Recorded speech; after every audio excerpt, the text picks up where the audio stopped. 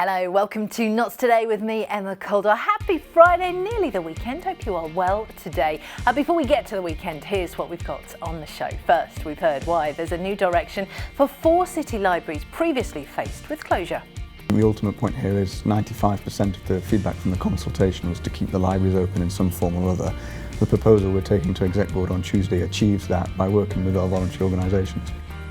We'll have more on that in just a minute. Plus, we'll be hearing why nurses in our county say they're walking on a knife edge due to strained working conditions. The Royal College of Nursing says corridor care in our city and county's hospitals is getting worse and it's impacting on their ability to do their jobs properly too.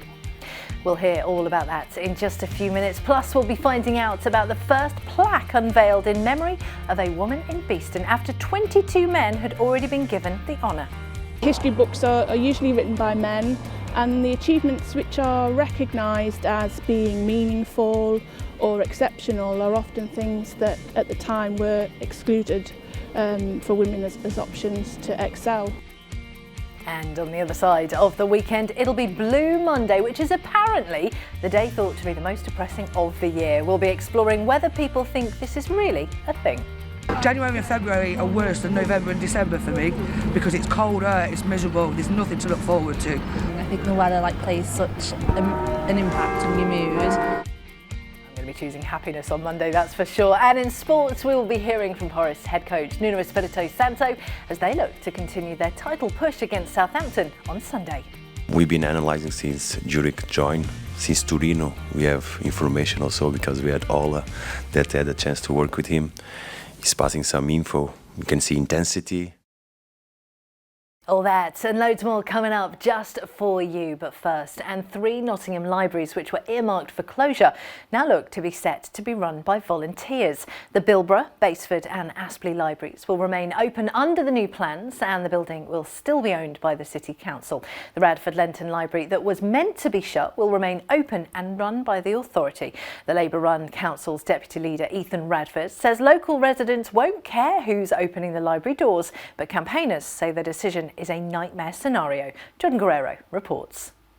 A future that's becoming slightly more clear for 4 Nottingham libraries, but a decision one campaigner says is the nightmare scenario.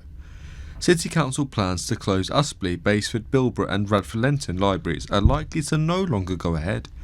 The plans, which were part of proposals to save £1.5 million, were an issue of hot contention, but following what some Labour councillors described as a heated meeting last night, there's a change in future direction for each of the 4 sites. Instead of closing them altogether, Aspley, Basford and Bilborough will be handed over to voluntary groups. Radford Lenton will stay under the City Council's control, but it will now act as a centralised stock hub with a scaled-down library service. Councillor Ethan Radford, the council's deputy leader, said there's already been some interest from community organisations for the other 3. There are a number of groups have expressed expressions of interest and submitted some workable plans. We're currently in negotiation with some of them about going to the next step, which would essentially be finalising the arrangement. It's affordable for them, it's a consideration for them to make, but I don't think they'd take these on if they weren't able to afford them. And ultimately it puts us in a position where we can rely on the strength of our voluntary organisations in the city. They do a lot of incredibly good work, and to be able to work in partnership with them, in community partnership, to continue to provide services to residents is a priority. Under the plans, the council will retain ownership of the buildings, but some staff cuts will take place. The number is not yet known, but Councillor Radford said the authority had to listen to the nearly 5,000 consultation responses urging the libraries to be saved. So there'll be reductions in staff, the majority of which will be deletions of vacancies, but there will be reductions in staff. But I think the ultimate point here is 95% of the feedback from the consultation was to keep the libraries open in some form or other. The proposal we're taking to Exec Board on Tuesday achieves that by working with our voluntary organisations. But the decision hasn't been met with entire support. Libraries campaigner Des Conway said he is very disappointed with this outcome and the nightmare scenario of different service delivery models across the city. I know that in the past, Save Nottingham Libraries issued a statement last time this was a prospect, defending the in-house service delivery model, and that is also the view of Save Our Services, he said. A decision is likely to be made at the Executive Board meeting next week. For now though, there's more reading to be done on how these 4 libraries are operated. Jordan Guerrero for Notts TV. Thank you, Jordan. Right, time to take our first chats of the show, and we are talking hospitals and corridor care. It's obviously something we've discussed many times on the show, with rising numbers of patients being treated on hospital corridors due to delays getting patients into bays and beds. Well, it's led to concerns nationally and locally by the Royal College of Nursing, which says the profession is operating on a knife's edge because of pressures inside hospitals. And it's also causing significant missed targets for ambulances and paramedics too, who's lost thousands of working hours last month queuing to hand over their patients. Our local democracy reporter Lauren Monaghan joins us now to tell us more. Thank you very much for joining us tonight. So, the Royal College of Nursing's report, what did that tell us about the nurses' experiences in the NHS? Yeah, so this report, it's centred more around the issue of corridor care. So basically it's got the responses of over 5,000 NHS nursing staff across the UK. So yeah, as I said, it centres around this corridor care issue. So nurses responded to questions such as care in inappropriate settings, patient safety, and then the impact that delivering that care in inappropriate settings has on the patient and then can actually have on themselves. So overall findings from the entire report, because it was UK based, is that just under 67%, which is just under 7 in 10 of the respondents, that they're delivering care in crowded, unsuitable spaces daily. So this is in corridors, converted cupboards and even car parks, which I found quite interesting. And then it's important, I've got to say this, it's important to realise about the report, it doesn't mention any specific hospitals, it breaks it down into regions, so I think it has the London area, East Midlands, it was named East Midlands region in the report, so this obviously includes Derbyshire, Lincolnshire, Leicestershire, as well as Nottinghamshire. No Nottingham hospitals were actually named in the report. But again, just on the East Midlands, we can see the typical issues such as overcrowded emergency departments. Interestingly, under our region as well, at least 2 deaths in one ED waiting room. And then, yeah, vast amounts of corridor care. One that came up in a lot of the responses, it was the lack of patient privacy and dignity, because they can be left at the side of corridors without you know what it's like in hospitals with what they call curtains. Yeah. Lack of patient privacy. Now, obviously it was a UK-wide survey, but you spoke with a Royal College of Nursing senior officer for Nottingham yesterday. What did they have to say? Yes, so I spoke to a lady called Marie Hannah. She RCN, but her patch is Nottinghamshire. So it's the same sort of themes really, just not being able to give that personal care. She spoke of trolleys that patients are left on not being fit for purpose. So there was cases of patients being sat in their own urine and faeces because they're not able to access the toilet properly. It's just heartbreaking. It is. It really is. No, and of course, some of this corridor care has been seen in Notts at the QMC, hasn't it? Yes. No. So obviously increased winter pressures, and we saw in the news recently the spike of flu and neurovirus in Nottinghamshire hospitals. So we spoke with Dr. Mark Simmons back in November. He's the Deputy Medical Director at NUH, the trust that runs City Hospital and QMC. And regardless of what they were doing to try and address the winter pressures, he was expecting significant amounts of corridor care right then. Wow. So what are hospitals saying to do to help with these hospital numbers? Yeah, so they've put this message out a few times now, before the winter pressure started, even now. Vaccination, they said it's not too late, just because we're kind of coming at the end of a peak, it's not too late to get vaccinated. And to help the hospitals get the family members out as quickly as possible, so making sure there's food in their fridge, packing them clothes, just helping the hospital get them out quicker. Because I think that's the thing as well, if you're waiting for somebody to come out of hospital, there are so many beds that we hear about this, we talk about this on the show, where people are ready to go home, but they are not ready to be home. No, I know. I do know that the Trust, this was a previous story I did last year, I can't remember the month though, but NUH did make strides in releasing medically safe patients faster, so that did free up room. That's one thing that Hospital Trust looked to do. Lovely. Lauren, thank you so much for joining us and keeping updaters on that story. Right, let's have a look at some of your news headlines now first. And police have launched an appeal after a man was left with a fractured jaw in a Nottingham nightclub attack. The 20-year-old victim was punched at a venue on Cheapside at about 11:30 p.m. on December the 22nd last year. Police have been investigating the incident and have now released the CCTV image, which we're going to show on your screens in just a second. Officers say they want the man in the image to come forward and say anyone who recognises him to call 101, or you can use the anonymous Crime Stoppers line, which is 0800 555 111. That's 0800 555 111. Next, and a robber who threatened to stab a man outside a community shop has been locked up. The victim was with a friend outside the store on Mansfield Road in Blydydd when he was approached by 20-year-old Robin Herritt back in August 2023. He made allegations about the victim and ordered him to hand over his bag before threatening to stab the other man. Herritt of Harleston Road in London was arrested the following day before admitting to robbery at Nottingham Crown Court. He was sent to a young offenders institution for nearly 3 years. Right, let's take a very short break now. Pop and grab yourself a cup of tea, maybe even a biscuit because it is Friday afternoon, but come back after the ads because we'll be hearing all about the Tug of War Championship coming to Nottingham this year. Who knew that was a thing? But it's coming to Nottingham and I cannot wait to find out more about it. Plus, we've got your weekend sports roundup too, coming right up, and that is next.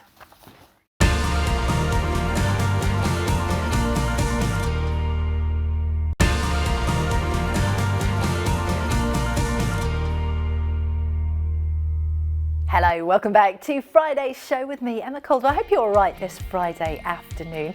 We've got plenty coming up on the show. Thank you for joining us. Here's what's happening in Notts today. First, a hospital trust has said flu still poses a risk this winter, despite a drop in the number of people hospitalised with the virus. Sherwood Forest Hospitals Trust, which runs Kingsmill, Newark and Mansfield Community Hospitals, treated 402 flu-positive patients throughout December, with 50 individual patients in Kingsmill on December the 30th. This number has now dropped to 14, but doctors are warning people the flu season is far from over, with hospitals not always the place to receive treatment for the illness. Next, and farmers have been protesting throughout the city over government inheritance tax plans. Tractors were seen driving around Nottingham city centre, honking their horns and displaying signs protesting the changes. And that includes a proposed 20% inheritance tax, which would affect landowning farmers across the country when assets are worth more than £1 million. This replaces a previous tax exemption allowing family farms to be passed through generations. Messages on tractors included "No farmers, no food," and British food, use it or lose it. Moving on now, and it's time to talk about a rather inspiring woman who's become the first female recipient of a historical plaque in Beeston. The honour went to Eleanor Littlewood, MBE, who was the first female chairwoman of the local council and dedicated her life to public service in the community. And it included being a founding member of the first infant welfare centre too. She's the first woman to get the plaque in town after 22 men and 12 landmarks came before her. We've spoken to the town's civic society about why she was chosen. We chose Eleanor because she's a true Beestonian. Not only was she born here, lived here all her life and worked here as a public servant, she died at the age of 83 in this house, and she was the first female chairwoman of the local council's committees, as well as one of the first female councillors. Being a chairman of various committees, including the Fire Brigade Committee, the Ambulance Committee, she was a founding member of an infant welfare centre. Beeston didn't have anything like that at the time. We're talking 1920s, 1930s. There were very few female councillors, so she was really pioneering in that regard, and obviously day-to-day decisions that she was making impact people's lives. Beeston's had a blue plaque scheme since 2009, but it became apparent about 2023 that we didn't have any blue plaques to a woman. History books are usually written by men, and the achievements which are recognised as being meaningful or exceptional are often things that at the time were excluded for women as options to excel. We launched our campaign on International Women's Day in 2023, encouraging people to nominate women who, for example, they knew had lived in their house historically. That's how the process works. And so long as the nomination fits our criteria, we will pursue property owner consent to see if they'd like to have a plaque on their house. So if anybody has a woman in mind who lived in Beeston, Bramcote, Chilwell, Attenborough or Towton, I think that's all of them, then we want to hear about her. Eleanor Littlewood, what an incredible woman. Time for your sport now on a Friday afternoon, and we are starting off by looking ahead to an exciting European Championship coming to our county in September. But it's not the sport that you might think. Two teams and a long piece of rope battling it out to be crowned the European Tug of War champions. Yeah, you heard right. Joining me now to talk all about this is Alan Knott, who is one of the organising committee of the UK Tug of War Association. Alan, thank you so much for joining us this afternoon. This is so exciting. I didn't even know there was a UK Tug of War Association, let alone a European Tug of War Championship. Tell us more. Yeah, so every couple of years there's a World Championships, and in between those and the intervening years there's European Championships. So England are hosting it this year in Nottingham. Last year we had the World Championships in Germany. England have hosted this event a few times before in various locations around the country. It actually was in Nottingham in 1973, I believe, but a bit before my time. And we're hoping to have a big event that everyone can come and see and learn a bit more about our sport. This is incredible. So as you say, it's been in Nottingham before, but way back in 1973. How did Nottingham get chosen in 2025? Well, each association, so in our case, the Tug of War Association, can put forward bids to the Tug of War International Federation to host championships. So we were tasked with finding a venue, so a large flat area of grass, which, you know, it could be in any city, I guess. And then obviously you need to find somewhere that can provide a large amount of accommodation for, you know, up to 1,500, 2,000 competitors and officials.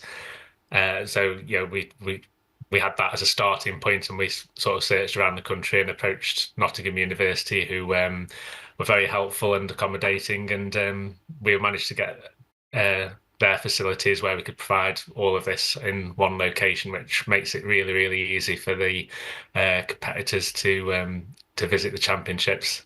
I mean, it's a great place to hold any championships. We love it when things come to Nottingham. So how many countries are taking part? Well, we'll sort of know for certain sort of as the year progresses, but, you know, it's usually at least 20 countries you get taking part. One thing we do have with the European Championships, we also have the World Junior and Under-23 Championships. So you won't just have teams from Europe competing in this event. You know, there'll be teams from, you know, the African continent, Asia as well. So it will, you know, there will be a lot of people there. And I love this. Now, where do the teams come from? Because I've got young children, I've got a 5-year-old and a 9-year-old, and there's cricket and football and rugby and swimming and all the different things that you know, kids take part in. I've never seen the offering of tug of war training. Where did the teams come from? How do you get together? Well, sort of back in the sort of 60s and 70s, when, you know, there used to be hundreds and hundreds of teams in England. They were all sort of, you know, working men's clubs, factory teams, workplace teams, and also a lot of village teams, rural teams, young farmers teams, and things like that. So in England at the moment, it's generally sort of more around the rural areas. You get these teams. You do get some from, you know, towns and cities as well, but primarily it's more of a rural sport. And if someone wanted to get into tug of war, if someone's watching this and thinking, do you know what, that sounds like great, something wonderful to do. Maybe I can't be in the European Championships this year, but I want to get involved. How does one get involved in tug of war? Well, you can obviously go onto the Tug of War Association website, which is tugofwar.co.uk. You can sort of find some information about how to start a team or a list of clubs that you may be able to join. Because it's sort of it's quite a sort of simple sport, but a technical sport, if that makes sense. You can join an existing team and sort of start from the beginning and work your way through. And that's how a lot of people get into it. So, as long as you've sort of got the right sort of can-do attitude, and you're up for a bit of hard work, you like enjoy going to the gym, doing strength sports, or even other sports where you might have an off season. So, for example, I don't know, rugby, for example, you do in the winter, you could do tug of war in the summer. You do get people crossing over into different sports. So, you do get people from other sporting backgrounds that do get into tug of war, as well as people just starting afresh. I love this. And now, is this something that people can come and watch? And if so, how do we find out more details about it? Yeah, so the event takes place at the Highfield Sports Complex at the main university campus. So, if you were in the city centre, you could just hop on the tram and get down to the venue. It's free to come in and watch it. Well, obviously we'd love a lot of local people to come in and cheer all the teams on, especially England, obviously. I love this. It sounds so exciting. I will be there with my kids. It sounds wonderful. Alan, thank you very much for coming and sharing that with us. Appreciate it. Thank you. Who knew that was a thing? And it's here in Nottingham. We are moving on to other sports now, and we head over to the football with the title-chasing Nottingham Forest, who take on Southampton at the City Ground on Sunday. Their opponents haven't won in the league since the start of November. Meanwhile, Forest, of course, are in the middle of a solid unbeaten run in the league. The Reds head coach Nuno Espirito Santo said he and his coaching staff have been watching Southampton's new head coach Ivan Juric, who's overseen 4 games for the Saints, and Nuno said he expects a difficult game. I think they compete very well yesterday. We look at the game, we analyzed. They compete well. That shows and goes credit for them in the position that they are, being able to compete. We've been analyzing since Juric joined. Since Torino, we have information also, because we had all that had a chance to work with him. He's passing some info. We can see intensity. So we expect a very tough game on Sunday. Across the Trent now, and Notts County travel away to Accrington Stanley tomorrow. The Pies currently sit 6th in League 2 table, inside the playoff spots, and beat their opponents 2-0 at Meadow Lane in September. But they haven't won at Accrington's Wham Stadium since 2010. His head coach, Stuart Maynard. I think they're a good team. I think when you watch a lot of their games, they're close. I think they deserve probably more points than what they've picked up. They probably could be higher up the league in the way that they play. I think it's going to be a really tough game. We were very close last season. I think we were 2-1 up till late on, and we give away a penalty, which we got a point in the end. But yeah, I was aware of our record down there, and it's something that we want to change. But it's a record that's there for a reason, because it's such a tough place to go.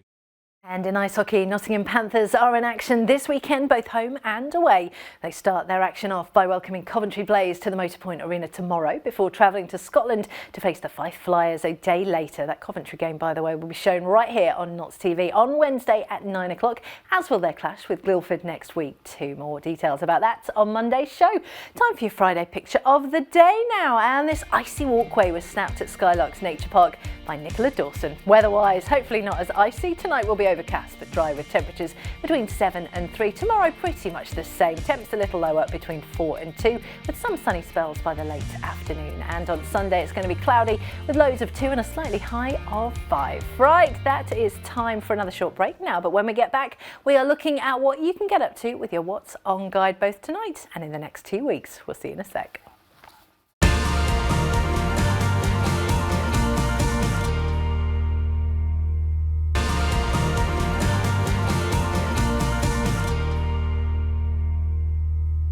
Hello, welcome back to Notts Today with me, Emma Calder. Happy Friday, hope you're well today.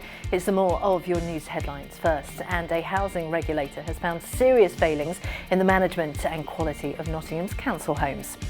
The regulator of social housing says nearly 1,000 repair problems are present with properties managed by Nottingham City Council, with nearly 40% of all homes not surveyed by the authority for more than a decade. The council admitted there's much work to do in bringing the homes up to standard, and said its priority is building safety and regulation compliance.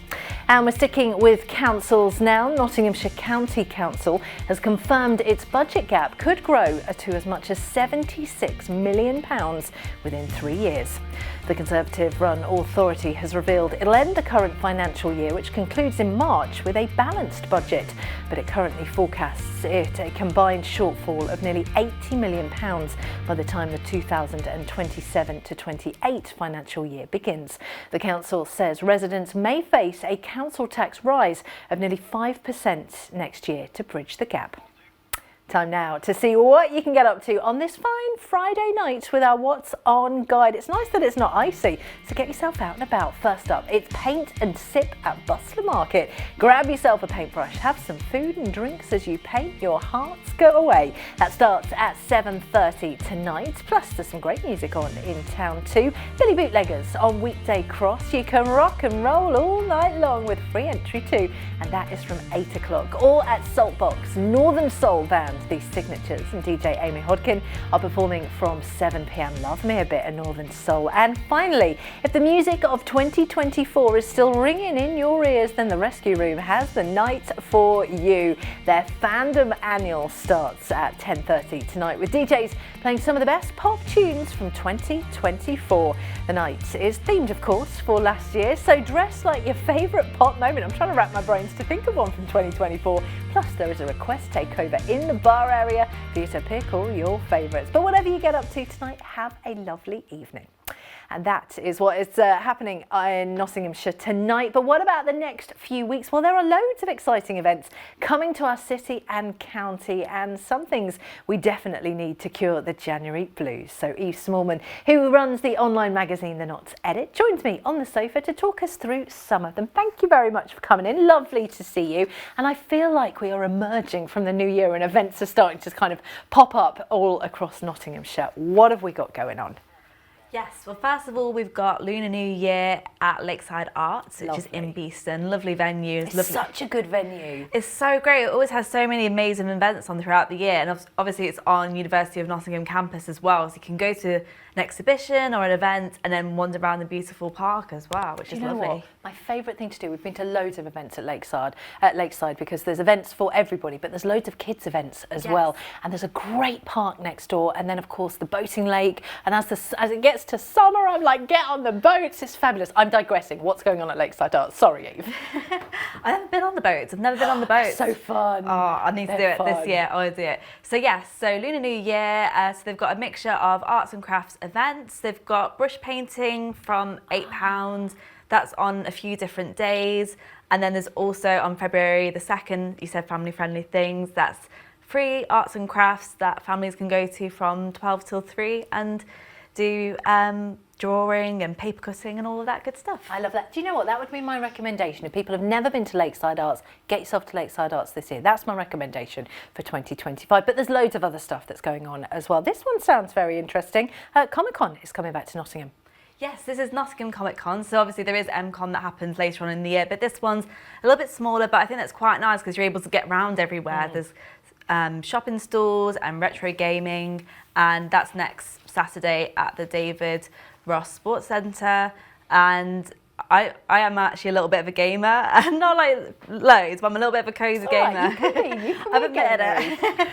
I don't mind a little bit of a game, and they encourage you to dress up and cosplay. I feel like it's one of those where if you don't dress up, you might stand out. See, this is the thing. My brother and sister-in-law are massively into cosplay, so they go to loads of events, and their outfits, their costumes are just incredible. And I've got young children who are hugely into kind of superheroes and Star Wars and all that kind of stuff. So I really want to take them to one of these events. And I'm like, I think you have to dress up because, like you say, I think you stand out if you don't dress up. But this one sounds awesome. Remind us when and where that one is.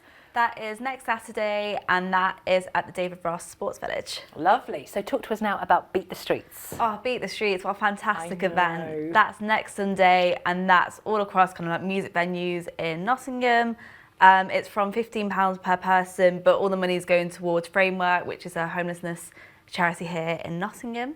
It's from £15, but you can donate more for your ticket if you want to donate to such a great cause. And who's Beat the Streets aimed at? What kind of people are they looking to go to these events?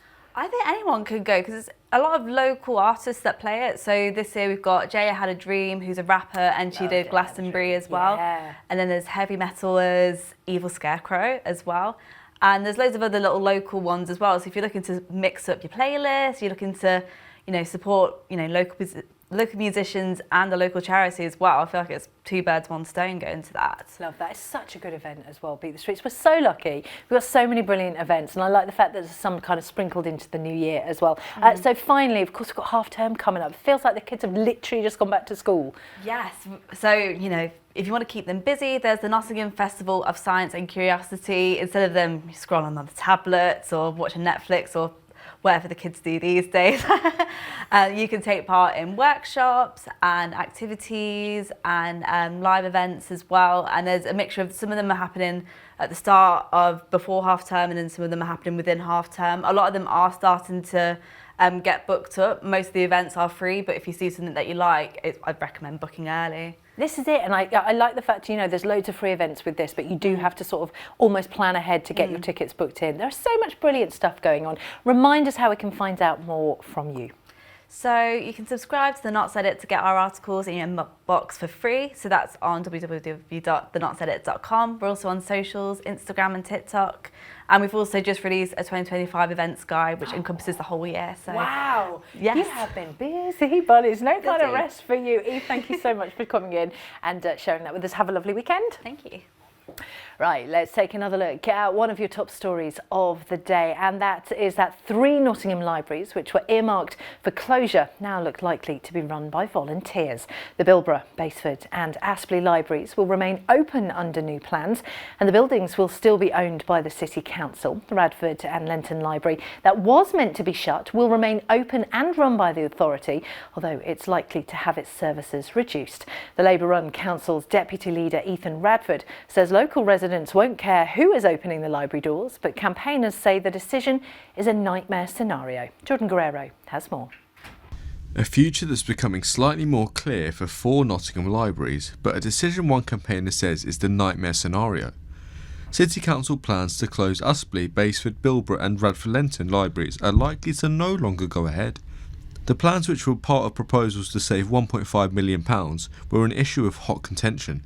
But following what some Labour councillors described as a heated meeting last night, there's a change in future direction for each of the 4 sites. Instead of closing them altogether, Aspley, Basford and Bilborough will be handed over to voluntary groups. Radford Lenton will stay under the City Council's control, but it will now act as a centralised stock hub with a scaled down library service. Councillor Ethan Radford, the council's deputy leader, said there's already been some interest from community organisations for the other 3. There are. A number of groups have expressed expressions of interest and submitted some workable plans. We're currently in negotiation with some of them about going to the next step, which would essentially be finalising the arrangement. It's affordable for them, it's a consideration for them to make, but I don't think they'd take these on if they weren't able to afford them. And ultimately it puts us in a position where we can rely on the strength of our voluntary organisations in the city. They do a lot of incredibly good work, and to be able to work in partnership with them, in community partnership, to continue to provide services to residents is a priority. Under the plans, the council will retain ownership of the buildings, but some staff cuts will take place. The number is not yet known.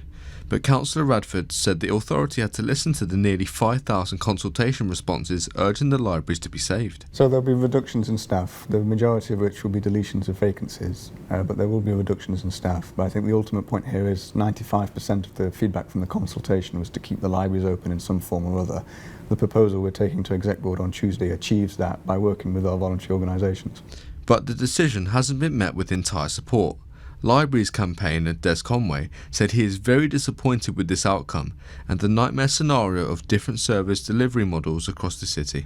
I know that in the past, Save Nottingham Libraries issued a statement last time this was a prospect, defending the in-house service delivery model, and that is also the view of Save Our Services, he said. A decision is likely to be made at the Executive Board meeting next week. For now though, there's more reading to be done on how these 4 libraries are operated.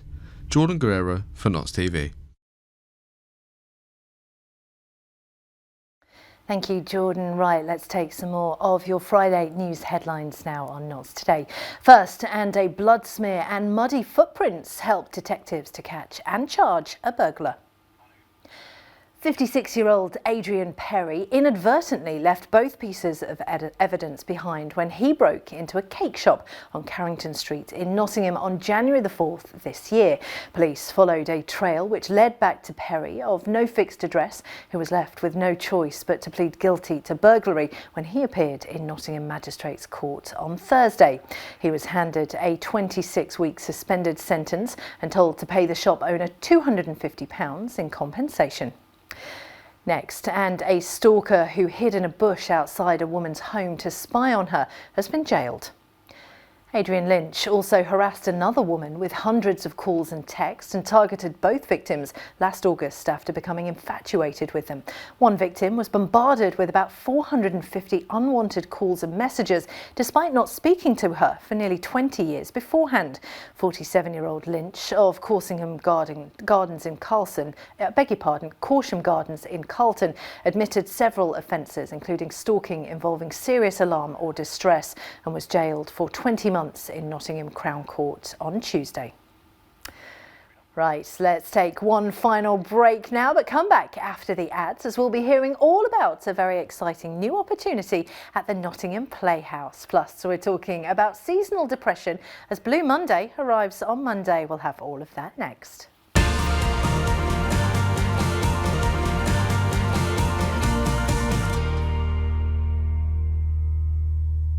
Hello, welcome back to Friday's show with me, Emma Caldwell. Hope you're well today. Here's what's happening in Notts Today first. And Labour has accused a group of Broxtowe councillors of plunging the Borough Council into political chaos. A new political group called the Broxtowe Independents was announced on January the 2nd after around 20 politicians resigned the Labour whip. It meant the party lost control of Broxtowe Borough Council, with the new group's deputy leader saying formal details of all politicians have been confirmed. But Labour says the group's creation hasn't yet been approved with the council and has called for an urgent meeting to confirm who's running the authority.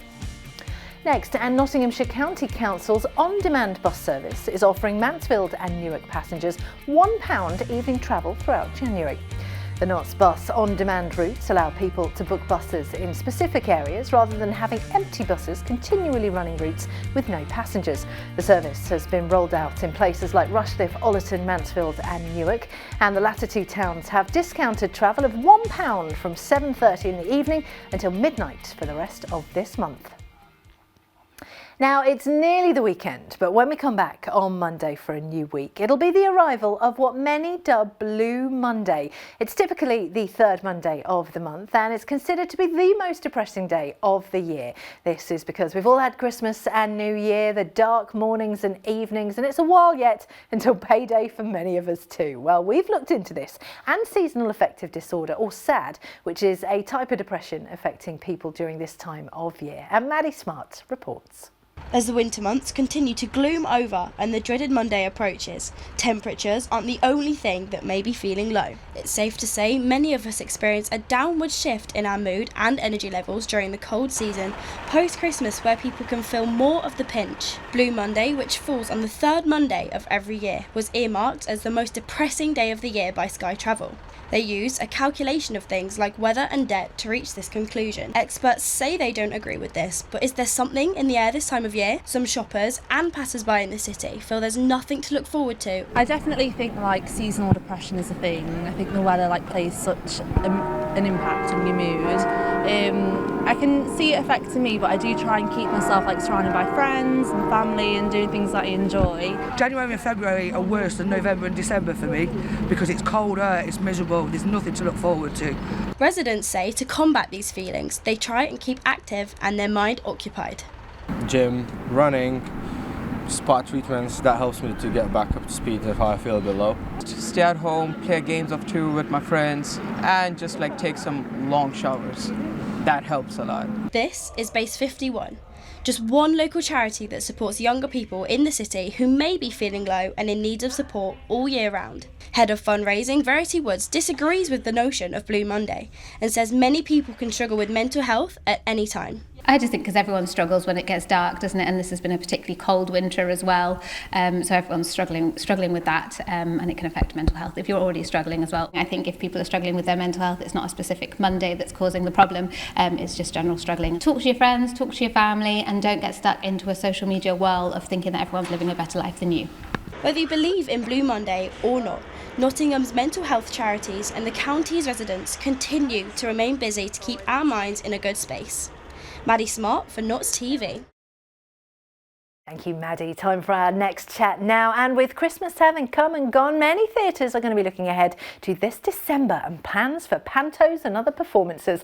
And the Nottingham Playhouse is one of those. They've got a very exciting opportunity for people around the county. And that is because they put out an open call for a director, a writer and a composer for next year's Christmas performance of The Little Mermaid. Now, this is a 50-minute show aimed at children aged between about 3 to 8 years old and will be performed throughout December at the Neville Studio and then across the community in January. And I'm very pleased to say Amanda Bruce from the Nottingham Playhouse joins me now to tell us more. Amanda, thank you so much for coming in today. Now, this is a show that you guys do at the Nottingham Playhouse for younger kids throughout sort of December and January, isn't it? Yeah, so it's aimed, as you said, at 3 to 8 year olds. For those whom our main big panto might be a bit noisy, a bit scary. It's a two-hander, 2 actors, kind of mini musical, and it's always a fresh take on a classic fairy tale. So the one this Christmas has been The Ugly Duckling, which is still on tour around the community. And do you know what? I was so lucky. I've got a little boy in year 1 and I went as a parent helper to go along to that show. And it was just the whole of year 1 at his primary school, going to the Neville Studio and seeing this performance. And it was exceptional. Like, it was so good. So I'm so pleased that this is happening again. But you say it's the 5th year you guys have been doing this. Yeah. So 5th kind of adaptation of a classic fairy tale. Yeah, it's something we're really kind of proud that we still do. I think it's really important to have those opportunities for smaller people to come and watch theatre. Quite often it's people's first time in a theatre when they come and see that Christmas show. So it runs in our studio across December and then it goes to schools, libraries and other community venues in January. So let's talk about the show for 2025. You're going Little Mermaid this year, yes. But you put an open call out. I love this. Yes, so this is our 5th year of doing an open call out. So we are looking for a writer, a composer and a director from across the East Midlands or the wider Midlands who want to come and work on this new kind of fresh take on the story. So we do an open call out because it's a way of us getting to meet more of the amazing talented people in our community, them kind of getting a foot in the door with us and us seeing what exciting ways that they want to kind of reinterpret the story. It's building on our Amplify programme as well, which we've run, which is our artist development programme, which has got about 800 members now from across the East Midlands. So yeah, it's a way of developing local talent and giving them an opportunity to make a show in one of our spaces. And are the people that you are hoping will apply professional directors, or are they people that maybe have studied and are looking for that, as you say, that kind of first foot in the door? Sure. So it's kind of, we get a lot of earlier career people applying. As part of the application process, we do ask a little bit about your background and what you've worked on before, but we kind of encourage applications from whatever your ability and kind of experience level is really. We get, over the past 5 years, we've read hundreds of applications. It's always very well applied for, which is fantastic. And people's ideas are so creative, you know, it's always a really tough pick. We're always spoilt for choice really in terms of who's applied.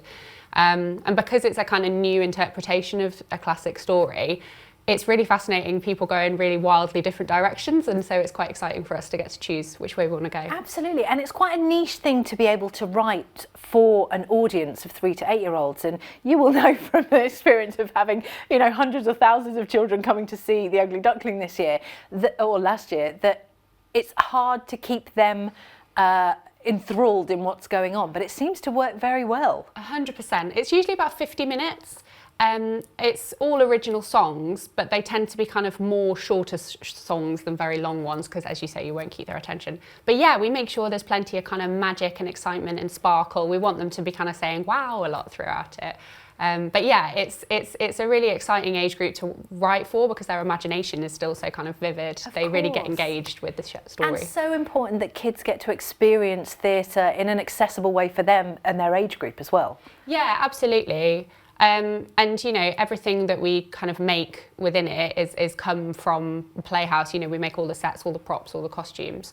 And it's really lovely being able to kind of, get that in front of a young audience with surprise twists and things that turn into other things. I love that. So if you are a director, a writer or a composer that's watching right now and you're thinking, oh my goodness, this is the opportunity I have been waiting for, how can we find out more? So if you head to our website, the Nottingham Playhouse website, on our job section there is more information and an info pack. It's slightly different things we ask for each role, but all of the information's on there.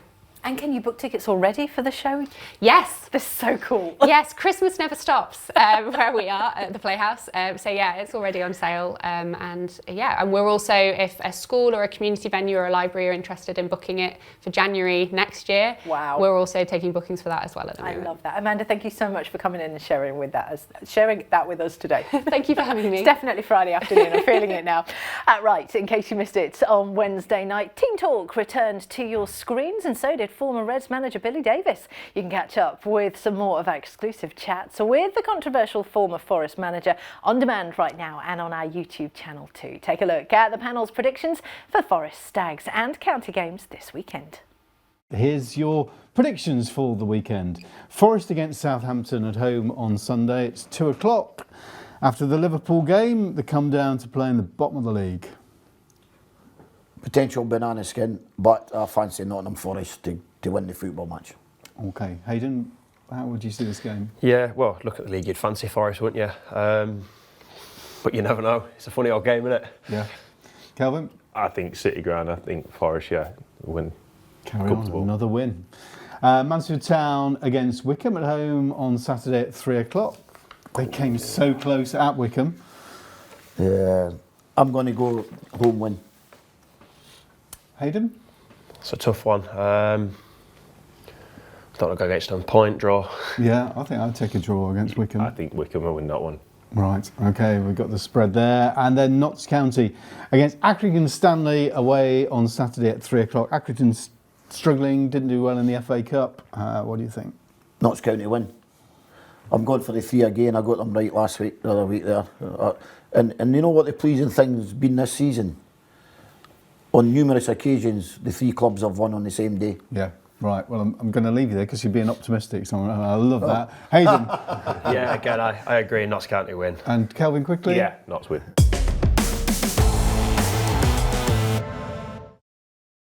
Time for another look at your Friday picture of the day now. Thank you very much to Nicola Dawson for this photo of the ice at the Skylarks Nature Reserve. Weather-wise tonight is going to be overcast but dry with temperatures between 7 and 3. Tomorrow is much more of the same temperatures really, a little bit lower between 4 and 2 with some sunny spells by the late afternoon. Finally, Sunday will be cloudy too, again a low of 2 and a slightly high of 5 degrees. It's not looking too bad if I'm absolutely honest.